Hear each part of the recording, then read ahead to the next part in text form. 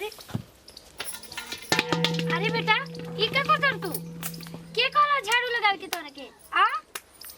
अरे बाप रे बाप अभी बेटा तोरा पढ़े के उम्र बड़ुए ना झाड़ू लगा के ना के कहला बेटा के कहला झाड़ू लगा के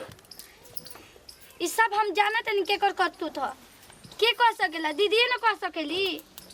झाड़ू लगा के बताओ अभी मासूम ही बच्ची भी आकर पढ़े के चाहिए तो झाड़ू लगाओ तनी दीदी दीदी हां के हो अरे के शर्म नहीं खिला दीदी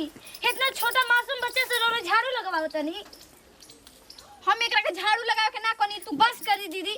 भले रोरे सौतेली भाई लेकिन माई के नाम मत खराब करी माई के नाम मत खराब करी देखा तू सौतेली के नाम मत खराब कर ठीक बा हम एकरा के झाड़ू लगा के ना कोनी मतलब हमारे से ज्यादा तोहरे दर्द बा चले तोरा के पढ़े के नु कोनी बैठ के बढ़िया बिछा के बैठ के पढ़ हैं खाली हमरा के बदनाम करवाल चाहतड़ू जा तू अपन काम कर हम तो अपन दीदी काम करबे करम लेकिन रौरा ऐसे ना करे के चाहिए कहल गइल बारू के माई माई होली और का हो गइल रौरा कोक से भले नहीं खे जामन लेकिन महतारी के तो दर्जे बा न रौरा मरी तो पिलुए पड़ो करे का कर सकले माई हमरा से काम करवाती झाड़ू लगवाती है हैं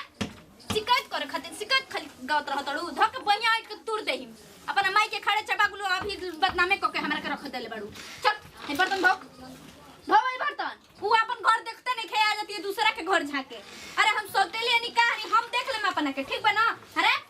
हई झक कौन ना झूठ हयो चल हई धो थरिया हई बर्तन नाज एकदम हटुरे इसका रे झपड़ा खबर दे नीचे ना चल धो ए बर्तन धो के रखले रहना त आवत कभी रेणवा से बजावत नहीं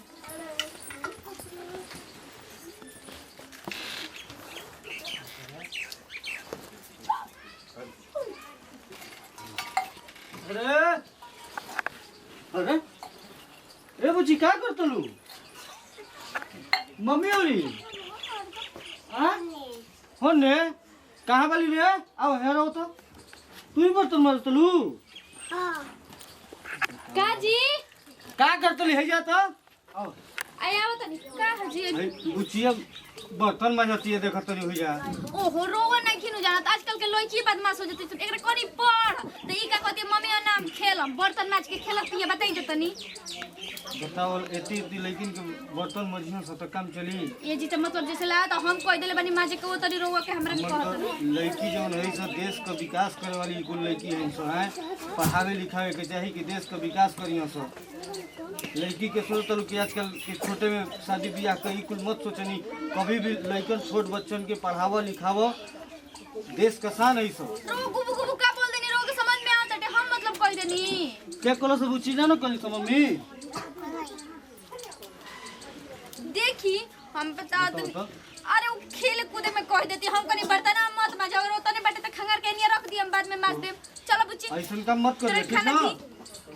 हां आई आपो चलो हम आओ तनी खाना खा ली मुंह धो लेनी आओ मत देखो हमको करे हां बापा के सामने कहत रे बाबू हम खइले नहीं थी तोरा के कहली खाए के दी रे हैं मोर त कटा झक गर्दनिए छिप दी रे हैं हमरा के तबाह क के रख देल बड़ू मन त मार दी भूरे फूट जाओ कहां मुझे हल्ला करतिया खाना खातनी तो बोई उनको घर हल्ले रहत बार बार के चिल्लाती है वो देखी तो बिच करते रे चल आई झाड़ू उठा उठा झाड़ू बाप के सामने बनो तड़ी ला तो देश के विकास करियो नी है एगो बाड़ी करे वाली हमरे के ना का करू तो ले तो का कल हो ये जी सुनी ना बोए मस्त तूने ओई मम्मी ये जी सुनी अरे का नहीं रे तू को मना के ले हमारा किए का सामने तू ये करवाओ तलिया बाहर चल जा तो जी अरे सुनी मत दिया सुनी करे का सुनी देखा तलिया किए का सामने आ सुनी कर कइले भी होबे हां अब किए का सामने रुक जा बच्ची रुक जा तो के परेशान करत लिया ना बर्तन मजू होत लिया ना ना जी माफ करिए हां कर दे लड़की तोरा के लड़की ते खेती गोली समझदार बिया की तो के बचावती है तोर समझदार नहीं के बुद्धि नहीं के तोर इतना बड़ हो गेली बुद्धि न रहे तो मारते रहने से गलती हो गई लड़े हम माफ कर दी